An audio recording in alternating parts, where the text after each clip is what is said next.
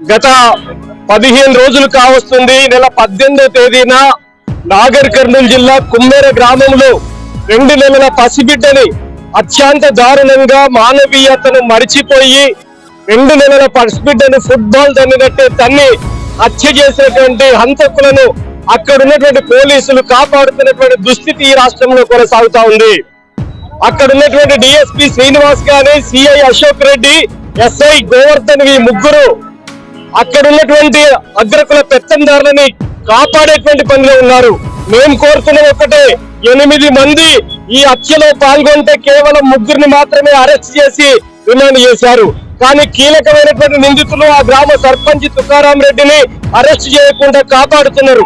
అందుకనే ఒక ఎస్సీగా ఆమె ఎస్సీనా కాదా బీసీనా అనేటువంటి కులాల పేరు చర్చ చేసి హత్య చేసినటువంటి అసలు విషయాన్ని పక్కన పట్టిస్తున్నారు.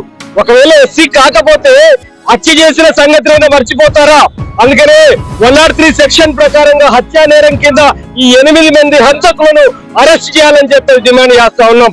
అదే విధంగా ఆమె మౌలిక ఎవరైతే పసిబిడ్డ తల్లి ఉందో, తల్లి ఒక దేవదాసి కుటుంబం నుంచి వచ్చింది, ఒక దళిత రజక కుటుంబం నుంచి వచ్చినటువంటి వాళ్ళను ఈ రోజు ఇప్పటికి కూడా అరెస్ట్ చేయకుండా చూడటం అంటే చాలా దౌర్జన్యపూర్వకంగా ఆధిపత్యంతో అహంకారంతో దొరల పెత్తనాన్ని సపోర్ట్ చేసే విధంగా ఈ ప్రభుత్వం వైఖరి ఉంది.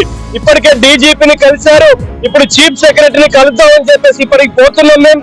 అదే విధంగా రాష్ట్రంలో పోలీసు ఉన్నతాధికారులకు చెప్పాం, ప్రభుత్వ అధినేతలకు చెప్పాం, అక్కడ ఉన్నటువంటి ఎంపీ మల్లు రవికి చెప్పాం, ఎమ్మెల్యేలకు చెప్పాం, రాష్ట్రంలో ఉన్న అన్ని ప్రజా సంఘాలు కూడా దీన్ని ముక్తకంఠంతో ఖండిస్తూ ఉంటే కాంగ్రెస్ పార్టీ హంతకులకు వంత పాడే విధంగా ఉంటుంది. ఈరోజు అక్కడ పసిబిడ్డ లేదనేటువంటి చర్చ చేస్తా ఉన్నారు. పసిబిడ్డ లేకపోతే ఆనాడు సీసీ ఫుటేజ్ల ఆధారంగానో ఆ రోజు తీసినటువంటి వీడియోల ఆధారంగానో మీకు దొరికిపోదా? మీ కళ్ళ ముందు కనపడతలేదా?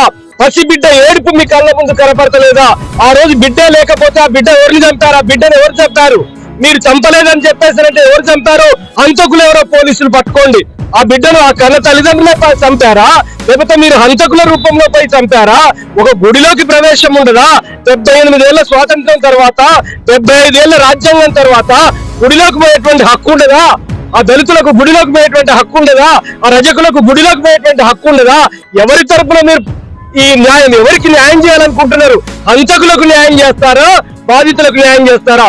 చట్టం ఏం చెప్తున్నది? బాధితుల పక్షాన్ని ఉండమని చెప్తున్నది.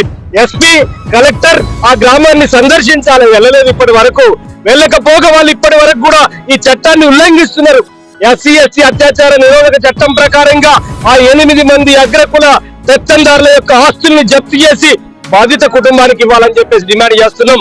ఆ కుటుంబానికి డబుల్ బెడ్రూమ్ ఇల్లు ఇవ్వాలని చెప్పేసి అంటున్నాం. 5 ఎకరాల ప్రభుత్వ భూమి ఇవ్వాలంటున్నాం. వాళ్ళలో ఒకరికి ప్రభుత్వ ఉద్యోగం ఇస్తా అని చెప్పేసి అన్నారు, అవి నిలబెట్టుకోలేదు. మా మొదటి డిమాండ్ ఏమిటంటే ఈ 8 మంది హంతకుల్ని తక్షణమే రిమాండ్ చేయండి, బాధిత కుటుంబానికి న్యాయం చేయండి. పసిబిడ్డల ప్రాణాలు ఈ ప్రభుత్వాలకు లెక్కలేవా అని చెప్పేసి మేము అడుగుతా ఉన్నాం.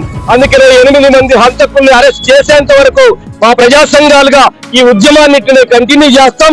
ఇప్పటికైనా రేవంత్ రెడ్డి గారు ఆధిపత్యం వైపు, అగ్రకుల ఆధిపత్యం వైపు నిలబడతారా, బాధితుల తరపున నిలబడతారా? మీ ప్రభుత్వం ఎవరి తరపున తెలుసుకోమని చెప్పేసి హెచ్చరిస్తా ఉన్నాను.